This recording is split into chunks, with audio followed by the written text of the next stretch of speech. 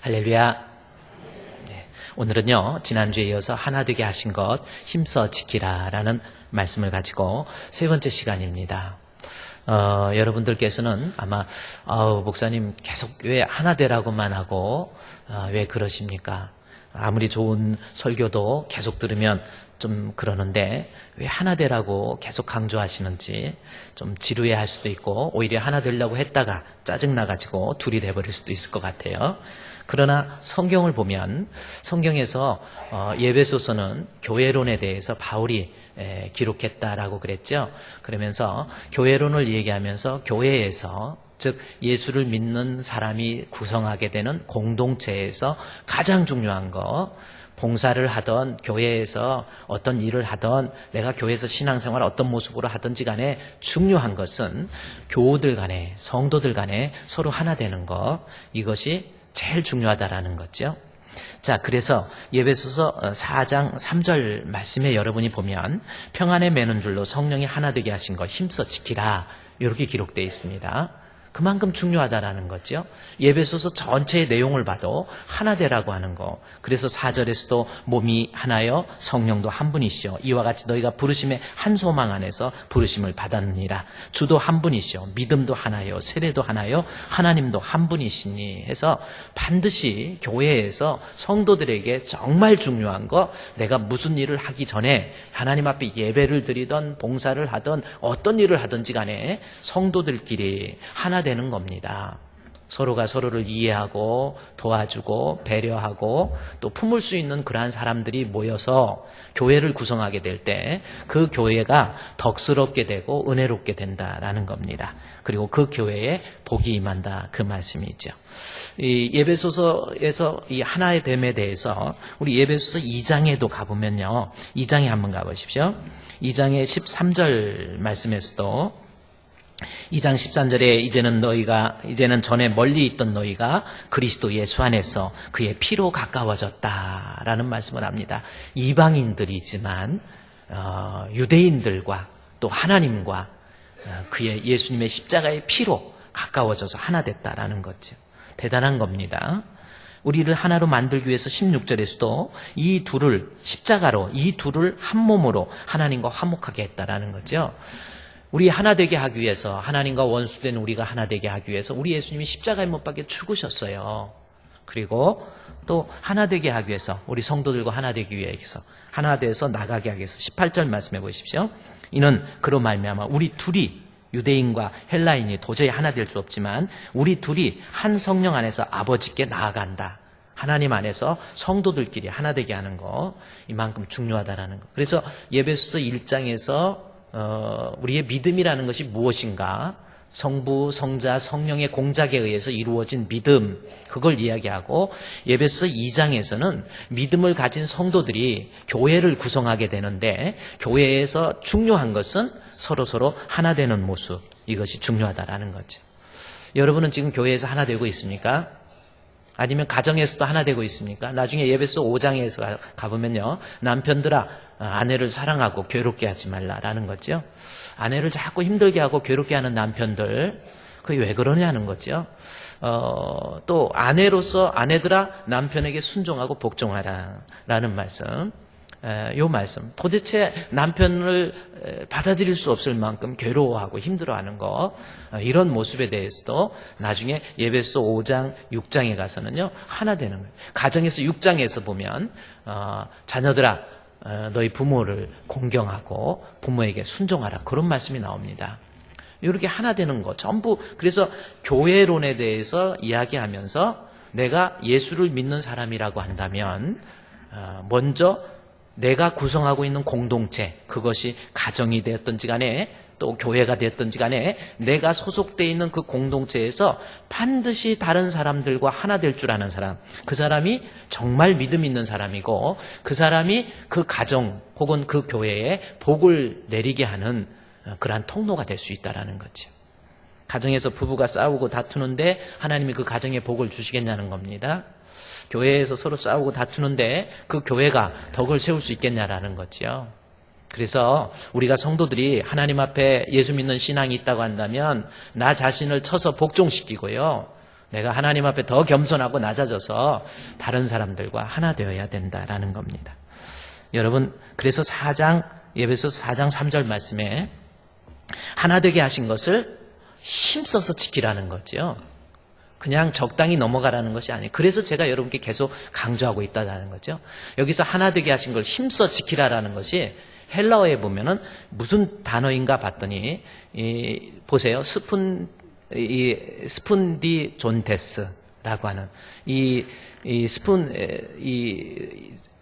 뒤에 어미가 스푼디존데스라고 하는 거, 이 말씀은 무슨 뜻이냐면 어미 변화를 통해서 시제를 나타내는데 이것이 현재 능동태 분사랑이라는 거예요.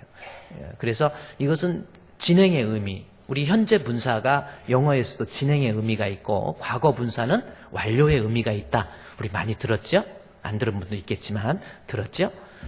헬라어에서 스푸디존데스라고 하는 단어는 하나 되는데 그냥 하나 되라 이런 명령이 아니에요.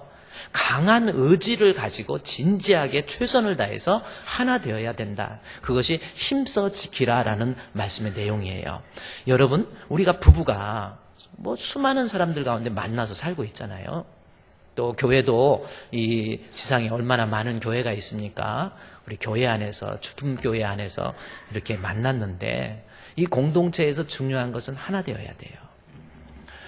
이런 예배소서의 강해의 말씀을 통해서 우리가 정말 하나님 앞에 내가 부부간의 관계에 있어서 아직도 해결하지 못하고 부모와 자녀의 관계에 있어서도 아직도 하나 되지 못하고 성도들끼리 신앙생활하면서도 무언가 이질감을 가지고 그들과 함께 어울리지도 못하고 교제하지도 못하고 또 더 나아가서 미워하고 원망하고 또 그 사람을 생각하면서 저주하고 이런 모습을 가지고 있다고 한다면 그 사람은 하나님 앞에 예수 그리스도를 믿는 사람이라고 말할 수 없다라는 거지. 그리고 그 사람은 하나님으로부터 그 공동체의 복을 끌어들일 수가 없어요. 본문의 말씀대로 하나 되게 하신 것 힘써 지키라고 그랬죠? 의지를 가지고 반드시 하나 될 수 있는 우리 주품교회 성도님들 되시기를 주님의 이름으로 축원드립니다. 서로서로 하나 됩시다. 네, 옆에 계신 분아 우리 서로 사랑해 한번 할게요. 우리 서로 사랑해. 할렐루야. 네, 쑥스러워도요. 또 좀 하나가 되어야 돼요. 자, 그러면 오늘 이제 이 바울이 하나 되게 하신 것을 힘써 지키라라고 명령을 합니다. 자, 그런데 이 명령 따라서 우리가 하나가 되려고 했는데 목사님, 나도 저 사람 이해하고 덮어주고 또 가정에서 이 문제를 해결하려고 나도 부던 노력하는데 안 돼요. 이런 사람들이 있습니다. 아마 이렇게 정말 원수와 같은 사람 이해하려고 하는데 안 되는 거. 왜 그러죠? 이상해요? 이상한 게 아닙니다. 당연한 거예요. 인간은 죄의 편향성을 가지고 있기 때문에 자기 중심적인 생각이라고 하는 거, 그런 것을 가지고 있기 때문에 하나 된다는 것이 결코 쉬운 게 아니에요. 나에게 조금만 불이익을 준다든지 내 자존심을 조금이라도 건드린다든지 나로 하여금 뭔가가 나오고 성격이 맞지 않는다든지 이런 사람과 하나 되는 거 내가 노력해도 잘 안 된다 그 말씀이에요. 그런데 그래서 바울이 하나님께서 명령만 하신 게 아니에요. 하나 되라 라고 명령한 것이 아니라 그러면서 하나님께서는 만약에 되지도 않는데 죄의 편향성을 가지고 있는 사람에게 명령만 하시고 하나님께서 하나 되라라고 하고 안 되는 걸 되게 하라고 그런 것은 하나님이 제가 표현이 좀 그렇지만 잘못하신 거죠. 그런데 우리 하나님께서는 하나 되라 명령하시면서 그 방법을 우리에게 제시해주고 있다라는 거죠. 아주 정말 놀라운 사실 아닙니까? 내가 도저히 이해할 수 없는 사람과 하나 될 수 있는 방법. 이게 뭐냐는 거죠. 4장 1절과 3절에서 두 가지를 우리에게 이야기해 주고 있다라는 겁니다. 첫 번째는 4장 1절에 그러므로 주 안에서 갇힌 내가 너희를 권하노니 하면서 그러므로라고 하는 말씀 우리 지난주에 공부했습니다. 하나 된다는 거 그러므로라고 하는 거죠. 그러므로라고 하는 것은 앞에 문장이 연결됐다 그랬죠? 그 내용을 1장, 2장, 3장을 다 포함하는 내용 그러므로라고 하는 겁니다. 근데 그러므로 내용이 뭔가 봤더니 결국 3장 17절에 믿음으로 말미암아 그리스도께서 너희 마음에 계시게 하는 거예요. 예수님을 내 안에 모시는 겁니다. 예수님이 내 안에 계시면 우리도 겸손해질 수 있고 4장 2절에 겸손과 온유와 오래 참고 예수님이 내 안에 계시는데 내가 어떻게 싸울 수 있겠냐는 거죠. 예수님 내 안에. 그래서 3장 17절에 그리스도께서 너희 마음에 계시게. 여러분 마음속에 지금 예수님이 계십니까? 글쎄 잘 모르겠는데요.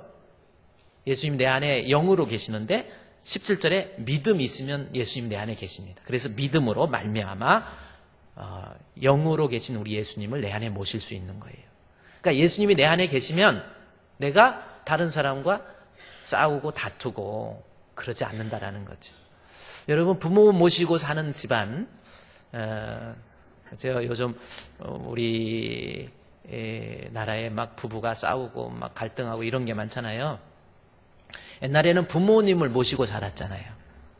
그러다 보면 부부가 싸울 일이 있다, 막 다툴 일이 있다 그러면 어른들 계시면은 막 마음에 안 들어도 눈을 막 부라리면서도 잠깐만 나와봐 해가지고 부모님 안 계신 데 가서 좀 싸우고 뭐 이러잖아요. 싸울 일이 있어도 어른이 계시니까 못 싸우고 이럴 수도 있잖아요. 우리 안에 예수님이 계시면 틀림없습니다. 예수님이 내 안에 계셨다. 믿음으로 말미암아 예수님이 내 안에 계신다.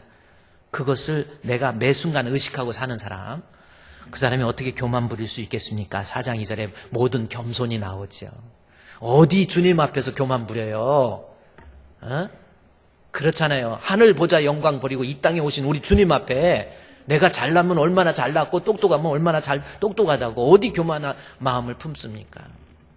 예수님 내 안에 모시면 겸손해질 수 있어요. 낮아질 수도 있단 말이에요. 아유 성도들하고 교제하는데도 아우 나는 목사님 조용히 다니고 싶어요. 아유 성도들하고 아유 예수 믿는 사람들이 왜 이렇게 성격이 그런지 모르겠어요. 그런 사람이 있다 할지라도요 나도 거기에 같이 동화될 수 있는 사람, 그저 겸손한 모습으로 다른 상대방을 나보다 낮게 여기고 높일 수 있는 거 예수님 내 안에 계시면 가능하다라는 겁니다. 그래서 바울이 그러므로 모든 겸손, 그 다음에 온유, 2절에 온유 나왔잖아요. 온유를 좀 쉽게 얘기하면 여기서는 부드럽다라는 의미예요. 사람이 거칠어지지를 않습니다. 좀 부드러운 모습으로 이렇게 예수님이 그 안에 계시면 부드러운 사람이 될 수 있다라는 거죠. 여러분 좀 거칠고 좀 그래서 확실히 우리나라에서 성격 좋기로 유명한 성이 뭐 혈액형이 뭐 무슨 혈액형이 성격이 좋다 뭐 그래요. 어떤 성격이 혈액형이 좋습니까? A형은 네 형이고 혈액형이 일반적으로 성격 좋다는 형은 O형이 맞죠? 네, 제가 O형이거든요. 근데 꼭 자기 혈액형이 성격 좋은 거 그런 거 아닌 것 같아요. 뭐 A형, 뭐형 다 좋은 분들이죠. 뭐 그래 우리 성격 좋은 성씨 중에서도 최씨, 강씨, 안씨.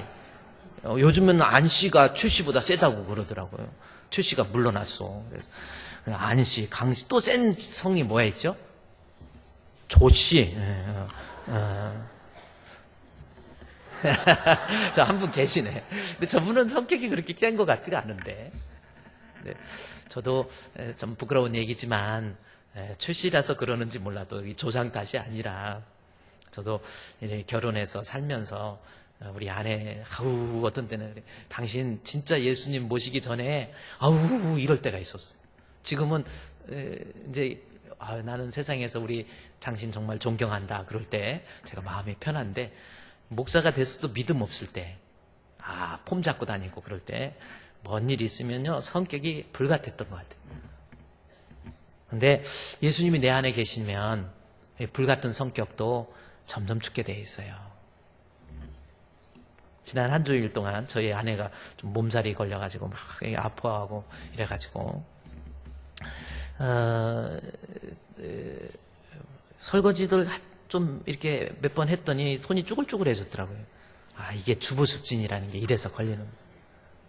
그래서 설거지도 하고 정리하고 설거지 하려면 기왕이면 세제를 너무 쓰면 또 환경오염 되니까 알아서 조금 써가지고 깨끗하게 하고 뽀도독 할 때만큼 딱 하고 또 청소도 바닥에 다 닦고 걸레 싹 빨아서 딱 짜가지고 널어놓고 거기까지 그 다음에 집안 정리도 다 하고 그 다음에 밥도 어디 퍼달라고 그래요. 내가 가서 먹어야지.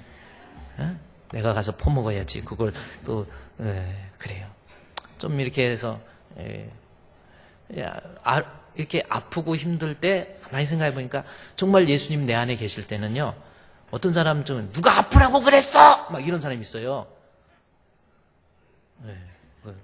근데 좀 이렇게 확실히 신앙이 들어가면 예수님이 내 안에 계시면 화낼 일이 있어도 온유하고 오래 참고 용납하고 그래서 바울이 그러므로라고 하는 하나 될 수 있는 방법 예수님 내 안에 모셔야 돼요. 주 예수 내 맘에 들어와 계신 후 변하여 새 사람 되고 여러분 신앙이라고 하는 거 말로만 지식적으로만 뭐 예수님 알고 교회 알고 뭐 알기는 잘 알아요. 그러나 그 지식을 넘어서야 돼요. 진짜 예수님 만나서 주님과 함께 기쁜 교제를 하고 체험을 하고 그래서 예배소 3장 17절에 믿음으로 말미암아 그리스도께서 너희 마음에 계시게 하옵고 그러면서 예수님이 내 안에 모신다는 것에 대해서 18절에 그냥 말로만 지식으로만 예수님 아는 게 아니에요. 능히 모든 성도와 함께 지식에 넘치는 그리스도의 사랑을 좀 알으라는 겁니다. 박수를 쳤더니 좀 정말 예수님 내 안에 나를 위해서 십자가에 못 박혀 죽으신 그 주님 앞에 내가 때로는 감격도 하고 주여 나를 대속해 주신 주님 나 같은 거 용서해 주신 주님 그 은혜에 감격한 지식으로만 예수님 알아 교회 알아 그리고 폼 잡고 다녀요. 예수님은 그 안에 안 계시니까 막 성격은 불같지요. 불같은 성격 임하시옵소서 한 것처럼 이렇게 돼버려요. 그래서 예수님 우리 안에 계시면 우리는 겸손과 온유, 오래 참음, 또 용서할 수 없는 사람 용납할 수 있는 너그러운 사람이 되어서 우리가 하나 될 수 있다는 겁니다. 할렐루야. 믿음으로 예수님 여러분의 안에 모실 수 있는 우리 성도님들 되시기를 주의 이름으로 축원드립니다. 또 하나, 두 가지라고 그랬으니까 두 가지를 그러니까 하나님께서 하나 되기를 힘써 지키라라고 명령만 하신 게 아니라니까요. 방법이 예수 믿는 믿음 가지고 또 하나 두 번째 4장 3절 말씀해 볼까요? 뭐라고 그랬습니까? 평안에 매는 줄로 성령이 하나 되게 하신 것 힘써 지키라 그랬죠. 여기 본문에 있는 말씀을 여러분 보면 헬라어에서도 정확히 나와 있어요. 성령이 하나 되게 하신 거. 자, 하나 되는 것이 내가 좀 노력해서 잘 안 되더라는 겁니다. 좀 하려고 용서하려고 했는데 그 사람 다시 얼굴 보면 용서 못 하겠고 하는 짓을 보면 또 화가 나고 그래 하나가 안 되더라는 거죠. 그런데도 불구하고 하나님이 하나 되게 하신 거 힘써 지키라고 그랬는데 그러면서 하나님이 우리에게 방법을 제시해줘요. 두 번째가 뭐냐면 성령의 도움으로라고 하는 겁니다. 에베소 4장 3절 말씀에 평안에 매는 줄로 성령이 하나 되게 하신 거. 성령이 하나 되게 주어가 성령입니다. 내가 하나 되기 위해서 노력하는 것이 아니라 성령이 나로 하여금 하나 되게 하신 거 그것을 지키라는 거죠. 내가 성령 충만하게 되면 이해 못할 사람 없고 덮지 못할 사람 없고 품지 못할 사람이 없다라는 거죠. 성령의 충만함이라는 거예요. 세상은요, 우리가 살고 있는 이 세상, 악한 영의 역사, 성령의 역사, 두 개의 큰 세력이 우리의 주변에서 움직이고 있는 거예요. 내가 악한 영, 악령의 지배를, 마귀에게 지배를 받게 되면 그 사람이 마귀 되는 거예요. 가룟 유다의 마음에 마귀가 예수님 팔 생각을 집어넣어 버리니까 그때 마귀가 돼버리잖아요. 그래서 무릇 지킬 만한 것보다 더욱 네 마음을 지키라. 생명의 근원이 이에서 남이니라. 여러분, 저와 여러분 마음 지켜야 돼요.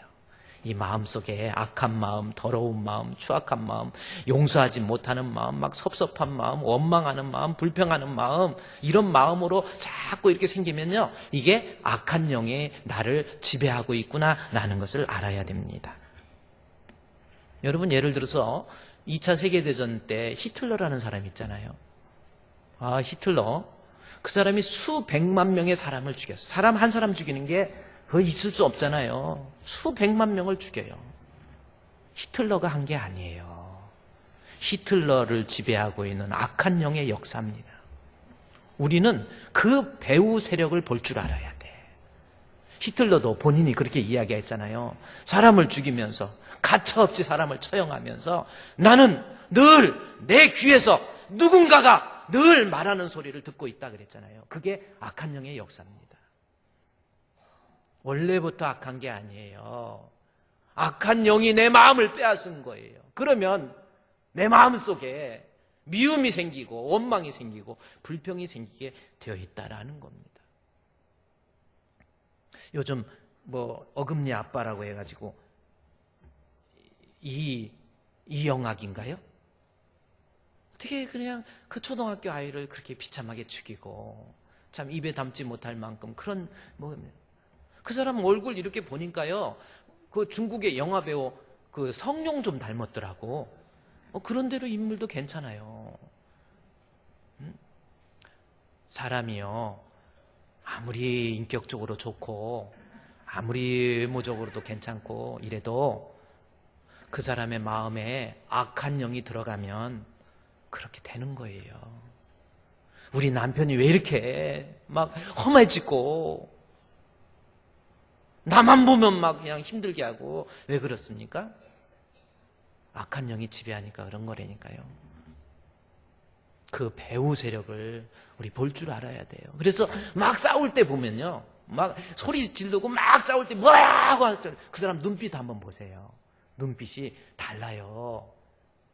그 배후 세력이 그 안에 있기 때문에 막 떠들고 욕하고 싸우고 죽이고. 요즘 우리나라 전쟁의 위험이 많이 있잖아요. 너무 전쟁에 걱정하지 마세요. 우리가 하나님 앞에 잘못한 것을 놓고 회개하고 이런 건 좋지만 북한이 전쟁을 또 미국이 그렇게 전쟁을 쉽게 일으킬 수가 없어요. 여러분 북한의 B-1B 그거 폭탄 죽음의 백조라고 하는 비행기가 떠가지고 원산까지 쭉 가갖고 거기서 원산에 서서 15분간 그 자리에서 가만히 서 있었어요. 서 있는 게 아니라 북한을 이렇게 보고 있었어. 근데 그 주변에 편대를 구성하고 이 무기 다 가지고 이러고 있었어요. 근데 북한이 그걸 알았습니까? 몰랐습니까? 네? 몰랐죠? 그렇게 생각하면 큰 평택에 도착해요. 오산에 도착합니다. 북한이 그걸 왜 몰랐어요? 러시아에서 중국에서 다 얘기해줘가지고 북한이 다 알고 있었어요. 근데 왜 공격 안 했어요? 공격할 수 있도록 거기까지 도달할 수 있는 무기도 없고 공격했다. 그 무기로 가지고 있던 무기로 15분 만에 평양을 다 뒤집어 버릴 수 있대요.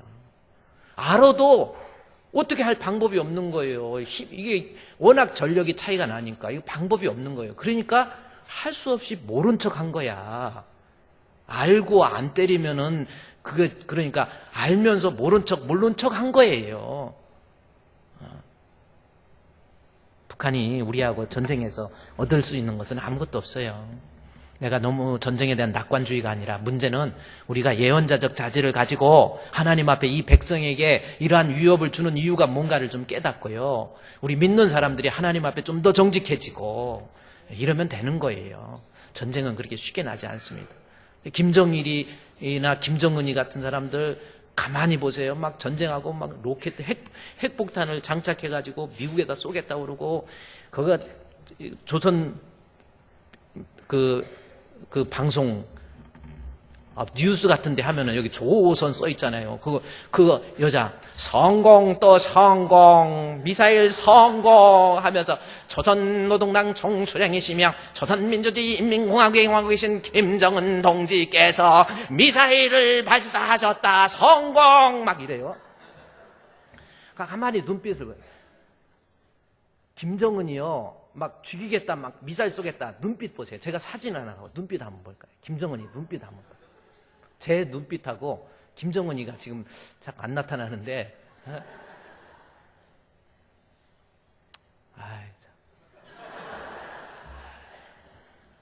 방송실에서 당황하면 안 나와. 김정은이 눈빛 보세요. 진짜 사람을 이제 나오는. 정말 저 속에 있는 배후 세력이 있어요. 배후 세력이.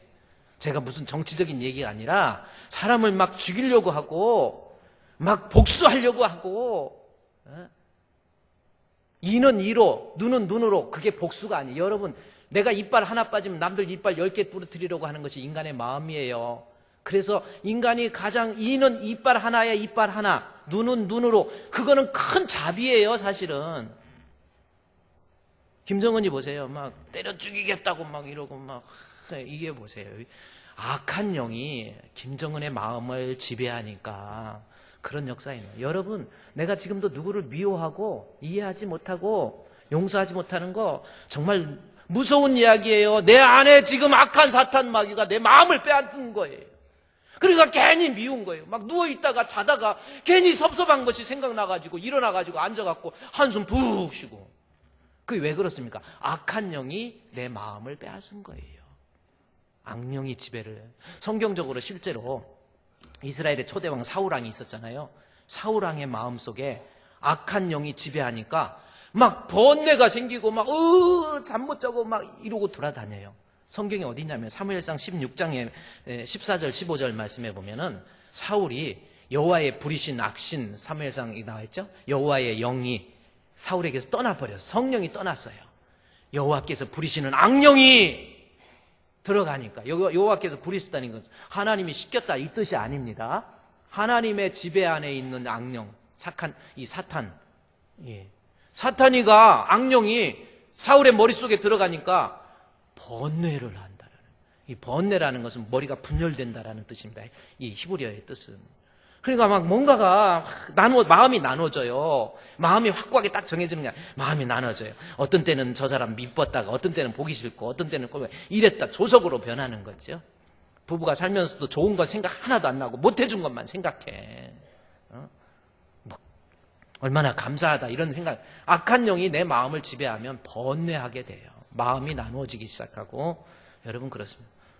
그리고요, 그 사무엘상 18장 말씀해 보니까, 18장 10절 말씀해 보면은, 거기에 보니까 이튿날 하나님께서 악령이, 부리시는 영, 악령이 사울에게 힘있게 내. 이번에는 좀 세게 임했어, 악령이. 악령이 여러분 그렇습니다. 그 사람에게 세게 임했더니 멀쩡했던 사울왕이 그 집안에서 정신없이 떠들어다녀요. 막 이거 뭐야? 왜 그래? 당신 왜 이렇게 못했어? 막 여기저기 다니면서 냉장고 열어보면서 깨끗이 정리 좀 해! 막 이러고 다니는 거예요. 목소리. 지금도 악령 들어간 것처럼 소리가 나죠. 남자들은 가능한 냉장고 열어보지 않는 게 좋은 것 같아요. 속 폭폭할 때가 많잖아. 근데 우리 또 아내 입장에서는 아까워서 또 못 버리는 거고. 냉장고도 유통기간이 있습니다. 그거 넘으면 그 추운 온도에서 살 수 있는 균이 많아요. 그래서 유통기간 넘으면 버려야 돼요. 그렇지 않으면 손님 오면 주던지. 이거는 좀 너무했나 보다.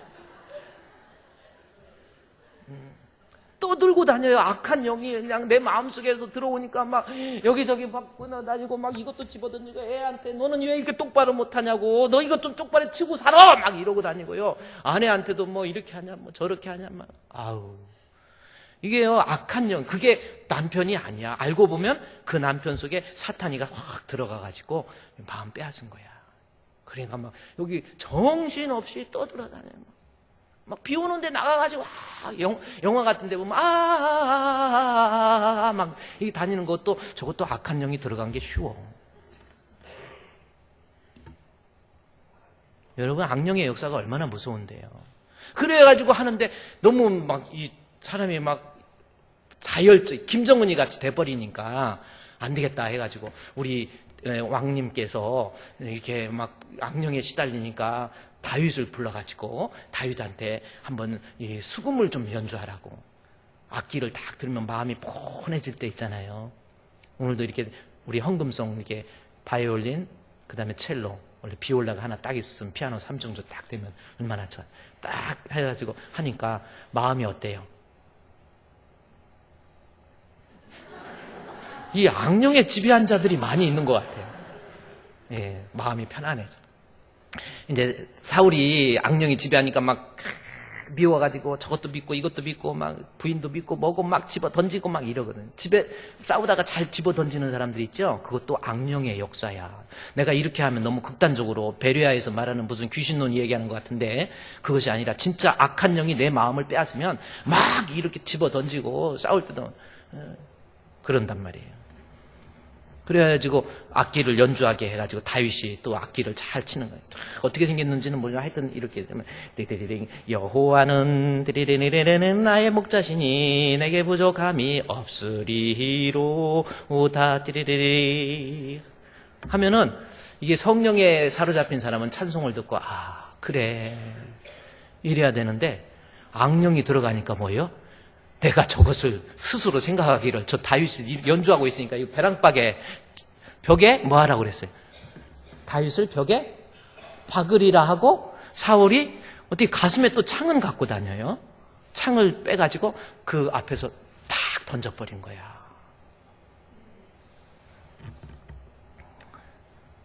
어떻게 사람한테 칼을 던집니까? 라스베가스에서 컨트리 가수가 갖고 하고 있는데 뭐가 두두두두두 총소리가 나. 야, 한 500명 정도가 부상당하고 죽고 막 이래버렸어요. 사상자가 그렇게 돼버렸어. 그 마음에 악한 영이 들어가면 저렇게 사람 죽이고 싶은 거예요. 여러분 지금 마음 어때요? 한번 정말 생각해 보세요. 내 마음 속에 자꾸 미움이 생기고 원망 생기고 불평 생기고 이러면 그거는 분명한 사실입니다. 내 마음을 악한 마귀에게 다 내어준 거예요. 마귀가 내 안에 들어와 있는 거야 지금. 그걸 왜 못 지키냐는 거지요. 아니 우리 집에 우리는 성령의 전이잖아요.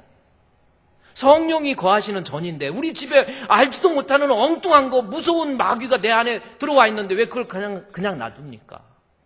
제가 자다가 문득 어제도 자다가 일어나서 제가 한 물을 좀 한번 마실 때가 있어요. 한 새벽 3시쯤에 일어나서 물 마시게. 그리고 이제 물 마시기 위해서 방에서 부엌까지 이렇게 가다가 보면 어둡잖아요. 어둡다가 이렇게 물 마시다가 이렇게 문득 하는데 그 소파에 어두운 소파에 예를 들어서 내가 전혀 알지도 못하는 누가 가만히 앉아있다고 생각을 해봐. 그걸 가만 놔둡니까? 내 집안에 들어오도록 내버려 둡니까? 집안에 들어오는 건 난리치는데 왜 내 안에 악한 영, 마귀 들어오는 것은 왜 그냥 놔둡니까? 우리는 성령의 충만함을 받아야 돼요.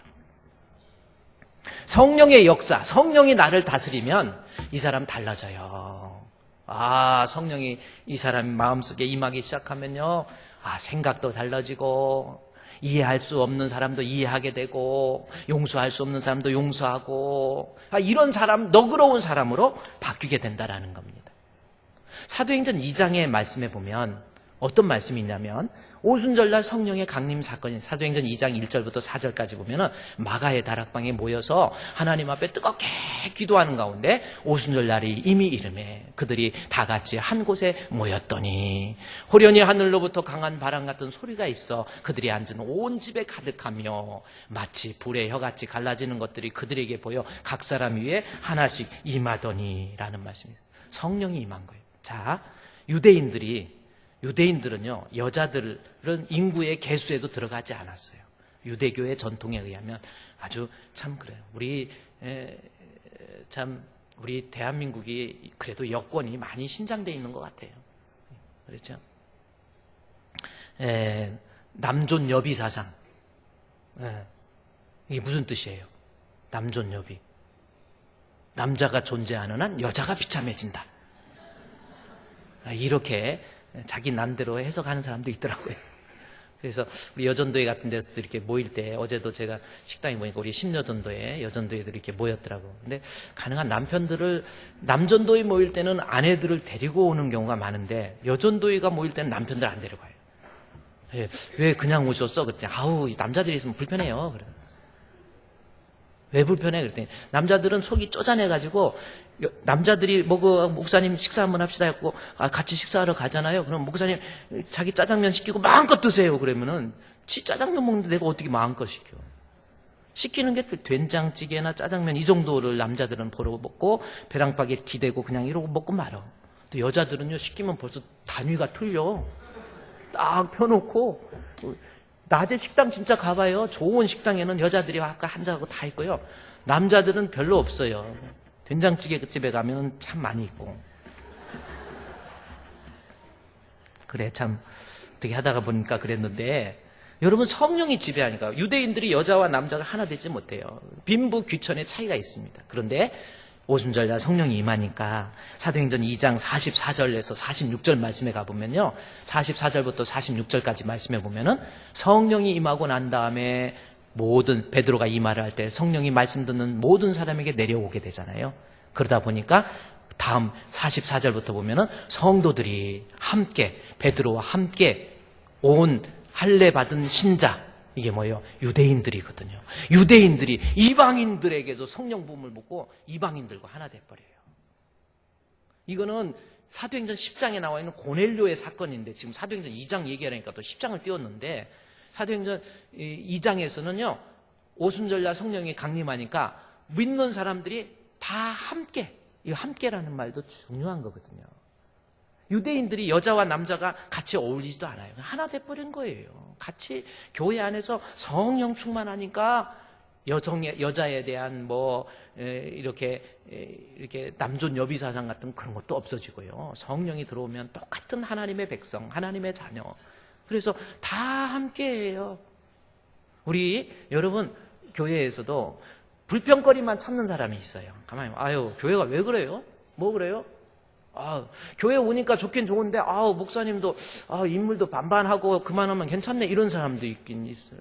이 정도면 조각이지 이게 얼굴이면.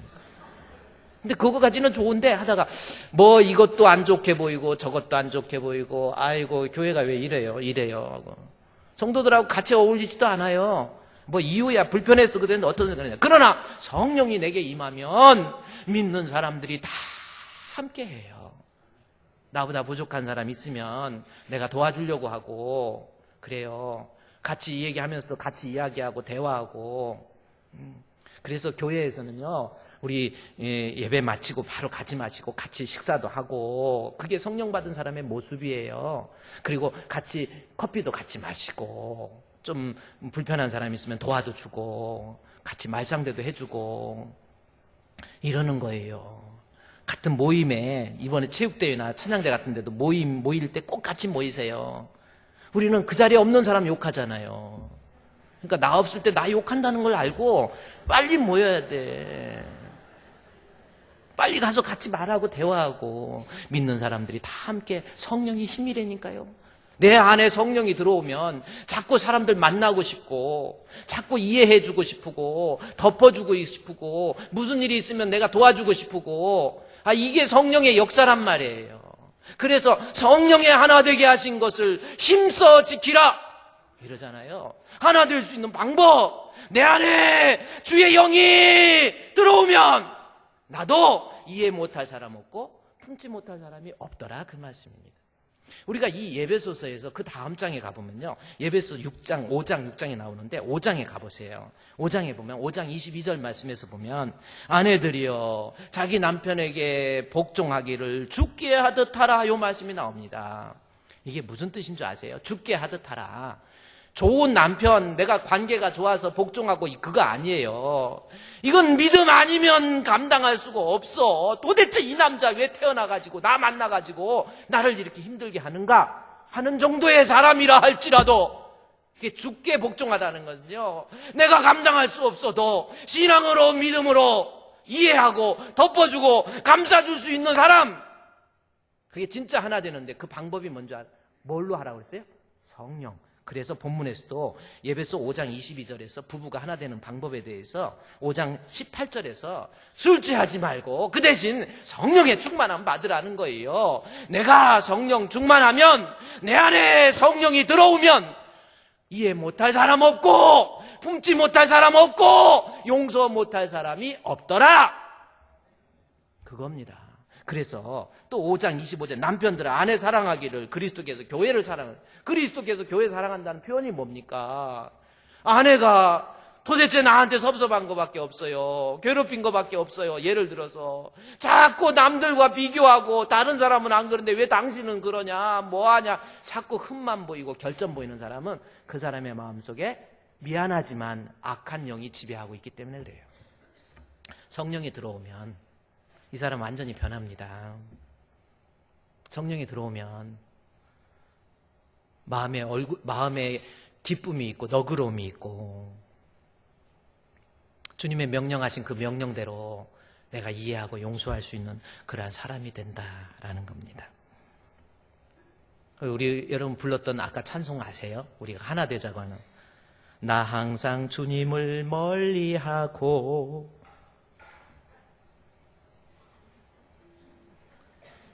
이게 내 마음과 정성을 다하여서 그거 3절이 나 항상 주님을 멀리하고 형제를 사랑하지 못하였다.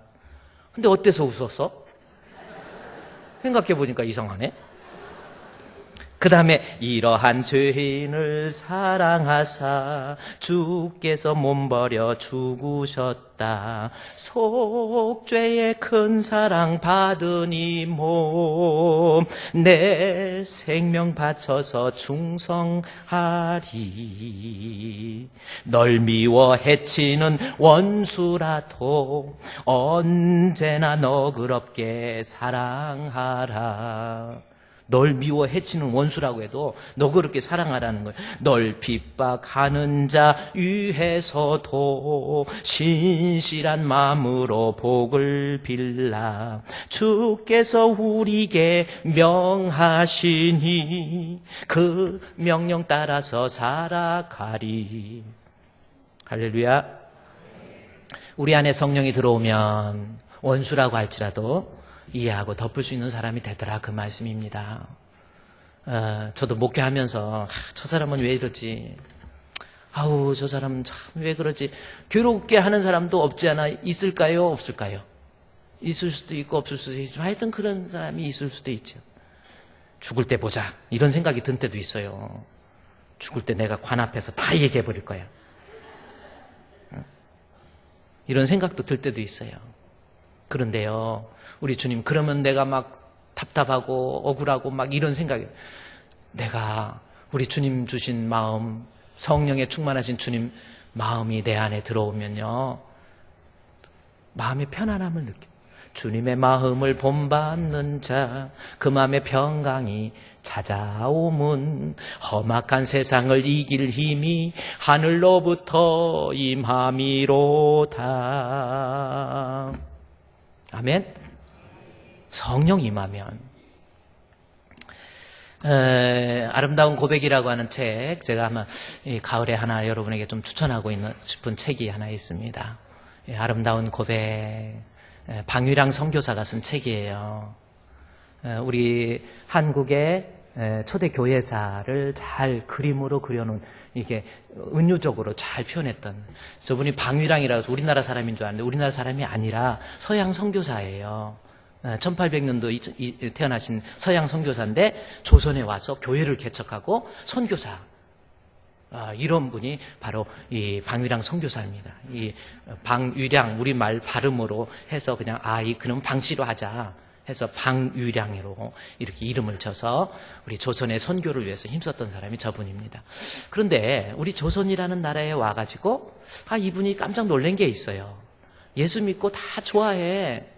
그래가지고 막 이 한국의 조선에 기독교가 들어오고 난 다음에 막 사람들이 교회에 모이기 시작하고 모여서 너무너무 좋아해요. 그런데 집에 가면 막 가족들이 싸우고 때리는 소리가 막 밖에도 들리는 거야. 김 장로님 집에서도 들리고 오 장로님 집에서도 막 때리고 욕하고, 교회에서는 잘하는데 술 먹고 그 다음에 도박하고 난리를 치는 거예요. 그리고 또 무엇보다도 놀랬던 것이 뭐냐면, 그 아름다운 고백이라는 데서 그게 뭐냐면, 교회 지도자들이 모였는데 지도자들이 더 싸워요. 어떻게 된 게 교회 지도자들이 싸우는 거예요. 그래서 하도 교회 지도자들이 싸우는 거예요. 우리가 내일부터 우리 노예하지만 저기 노예할 때 제가 가능한 장로님들 같이 가자고 하기에 미안할 때가 많아. 가면 우리 거룩한 목사님들도 막 싸우고, 어떤 사람은 막 옛날에 어떤 분은 가슴에서 권총을 꺼내가지고 이름이 그래서 목사도 제대로 된 목사인지 아닌지 정확히 봐야 돼요. 무식해가지고 제대로 이거 공부도 못하고 이런 것들 시키면 안 돼. 사람 죽여. 그래가지고 막 답답하니까 나와갖고, 여러분, 내 가슴에 지금 총을 가지고 있습니다 하고 총을 진짜 꺼냈어요. 권총을. 알고 봤더니 가스총이었어. 경찰에 고발했더니 가스총이야. 가스총은 소지해도 불법이 아니잖아요. 그 성격이 불같고 뭐하고 그래갖고 유명한 황 목사라는 사람이에요. 인터넷에 황 목사 권총 치면은 유튜브에 쫙 나옵니다. 이게 말이 됩니까? 근데 방위랑 선교사님이 조선에서 와서 보니까 교회 지도자들 모아놨는데 막 목사님, 장로님 막 싸우는 거예요. 북평양 장로교회, 그 다음에 평양의 장대현 교회, 그 교회 두 지도자가 있었는데 북평양 장로교회의 강유문 조사, 이때는 전도사라는 말이 없고 조사라고 했어요. 그러니까 목사 바로 되기 전 강도사도 없고 조사, 그냥 말씀으로 조사버려라 해가지고 이게 조사인지 하여튼 조사, 강유문 조사가 있었어요. 근데 북평양 장로교회 강유문 조사하고 그 다음에 장대현 교회의 김장로님하고 만나면 싸우는 거예요. 그 조사 나와 하고 이러고 김장로 막 이러고 싸우고 이래버리는 거예요. 그리고 방위랑 선교사가 서양인으로서 그 모습을 보고 이해가 안 가는 거예요. 그런데 1907년도에 평양 장대현 교회에서 부흥회를 했어요. 1월 12일부터 1월 17일까지. 그런데 부흥회를 하는데 1월 11일부터 부흥회를 하는데 평양 1907년도에 1월 12일부터 부흥회를 하는데 거기에 조선의 성령운동이 일어난, 뜨겁게 성령의 역사가 일어난 거예요. 물론 이 성령의 역사를 주부습진이 조금 있네. 이렇게 쭉 내려가다 보면은 성령의 역사가 어떻게 하면 1838년에 영국에서 존 웨슬레이 성령운동이 일어납니다. 1738년 5월 24일 날 성령의 뜨거움이 일어나기 시작했어요. 그 성령의 뜨거움이 미국으로 건너가죠. 이제는 성결교를 중심으로 성령운동이 일어나게 됩니다. 1855년도에 무디 선생에 의해서 100만 명이 회개하는 역사가 일어나요. 성령의 뜨거움. 여지껏 일어나지 않았던 성령의 뜨거움이 막 교회 가운데 일어난 거예요. 사도행전 2장에서 일어났던 그 성령이 약 1500년 동안 공백을 이루다가 갑자기 성령의 충만함. 그래서 미국에서 1855년도에 성령운동이 일어나고 1899년도에 무디가 죽어요. 무디가 죽어도 1900년 1년 앞두고 1899년 12월 달에 죽습니다. 무디 교회의 담임 목사가 된 R.A. 토레이에 의해서 1901년도에 미국에서 성령운동이 일어나요. 또 흑인들을 중심으로. 흑인들의 영가가 거기서 나온 거예요. 막 흑인들이 모여서 찬양을 하는데 그 화음이 너무 멋있는 거예요. 주 예수 이름 높이여 다 찬양합니다. 검멸유관을 들여서 만유 하면 또 이쪽에 소프라 만유 마오 아주 기가 막히게 찬양을 하는데 그게 성령운동이었단 말이에요. 그래서 그 성령운동이 1901년도 이 미국에서 일어나 버려요. 지금도 이 아주사 지역이라고 미국의 The Street of 아주사 해가지고 거리 이름이에요. 그 성령운동이 1903년도 스탠리 존슨을 중심으로 인도에서 일어나고 1904년도에 중국에서 일어나기 시작하고 1904년도에 원산에서 성령운동이 조금 일어나다가 1907년도 평양 장대현 교회에서 부흥회를 하는데 성령의 뜨거운 역사가 막 일어난 거예요. 교회에. 그렇게 예배 생활은 잘하고 신앙생활은 잘하는데 삶의 변화를 일어나지 않는 사람이 성령 운동이 일어나면서 막 교인들이 땡글땡글 구르고 난리가 난 거죠. 그게 성령의 역사입니다. 그러다가 셋째 날, 그러니까 1907년 1월 14일 날 고린도전서, 제가 그 설교 제목을 고린도전서 12장 25절에서 27절 말씀을 설교를 하는 거예요. 그게 뭐냐면 고린도전서 12장에서 뭐냐면 몸 가운데 분쟁이 없고 오직 여러 지체가 서로 하나가 같이 되게 같이 돌보게 하셨느니라. 우리 지체들끼리 서로 돌봐야 됩니다. 어려울 때 서로 돌봐야 됩니다. 우리 성도들 힘들 때 서로. 오늘도 우리 뇌출혈로 쓰러져 가지고 우리 병원에서 4시간 지체해 가지고 도저히 이건 살 수가 없습니다. 뭐 한 일주일 안에 죽습니다 했는데 우리 김재순 권사님 오늘 두 발로 걸고 뭐 멀쩡하게 생각이 다 나고 아무래도 이상도 안 해요. 더 건강해졌어. 그래서 한 달 전인가 쓰러지셔가지고 얼마나 고민했는데 우리 신영주 집사님 또 혼자 되면 어떡하나 해가지고 큰일 날 뻔했어. 신영주 집사님. 그래 내가 누구 소개할까 하고 여기 생각도 아내가 소중한 줄 아시고요. 그래서 내가 오늘도 이렇게 가족이 왔길래 신집사님한테 그랬어요. 나이는 60 넘었지만 이제 아내 손잡고 다니세요. 아내 고마워 사랑해 재순아 이러고 다니라고 그래. 네. 이러고 손 잡으라니까. 네, 쭉. 네. 이러고 그냥 가시다. 얼마나 이 아픈 성도가 이렇게 같이 예배드린다는 게 전 너무 기뻐요. 우리 오늘 박병훈 장로님도 지난주에 예배드리러 오셨다가 뭔가가 답답하고 소화 안 되는 것 같은데 병원에 바로 올렸어요. 기적적으로 저분도요. 심장에 이 스텐트 삽입하고 이렇게 해서 지금 사서 이렇게 그래서 지난주 제가 면회를 이렇게 병원에 갔더니 얼굴이 또래다고 목사님 바쁘신데 오셨어요? 이러더라고요. 왔어. 그랬더니 그래도 우리 장로님이 손을 꽉 잡으면서 장로님 이제 세상 것 내려놓고 죽을래다 살았어. 스트레스 받지 말고 화내지 말고. 그리고 옆에 있는 우리 이재숙 권사님 아내 권사님 오늘이 3일째인데 오늘 발인이네 원래는. 제가 그런 얘기예요. 근데 하나님께서 기가 막히게 또 살려주셔가지고 오늘 같이 이렇게 성가대도 할 수 있다는 게 진짜 얼마나 감사해요. 하늘과 땅 차이지. 오늘 발인하고 만약에 그래서 오늘이 아니 얼마나 이렇게 앉아서 이렇게 성가대 하고 이게 감사야. 진짜 그래서 고린도전서 12장에서 약한 자 있으면 돌보고 12장 그 방위랑 선교사가 그 설교를 듣는데 그 몸 가운데 분쟁이 없고 서로 돌봐야 되고 이런 말을 하는데 북평양 장로교회의 그 강조사가 갑자기 설교를 듣다가 하더니 앞에 나와가지고 공개 회개를 하는 거예요. 저는요 목회자 되겠다고 하는 사람이 아직도 김 장로님을 미워하고 내가 저 사람 은근히 미워하고 내가 잘못됐습니다 울면서 회개하는 거예요. 사람들이 주변에서 여기저기 막 눈물 흘리면서 회개하네. 그 소리를 같이 듣고 있던 김 장로님, 장대현 교회 김 장로님도 고개를 숙이면서 끙끙거리고 울더니 앞에 나와서 내가 우리 강조사를 미워했어요. 나는 죄인입니다. 나 같은 건 용서받았는데 내가 우리 교역자 되시는 우리 강조사를 내가 미워하다니 잘못했습니다. 나는 잘못했습니다. 그러면서 나는 방위랑 선교사도 미워했어요. 미워한 사람이 많더라고 이 사람이. 그래갖고 방위랑 선교사가 그 소리 듣다 깜짝 놀라. 나까지 미워했다고?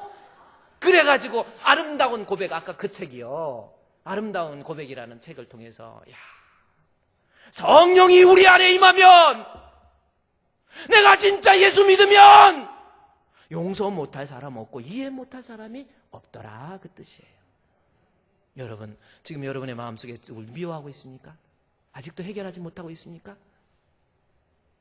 이 시간부터요, 우리 다 용서하세요. 우리 서로 사랑해. 시작. 네, 할렐루야. 네, 옆에 손 안 잡겠다는데 끝까지 잡아갖고 이러지 마시고.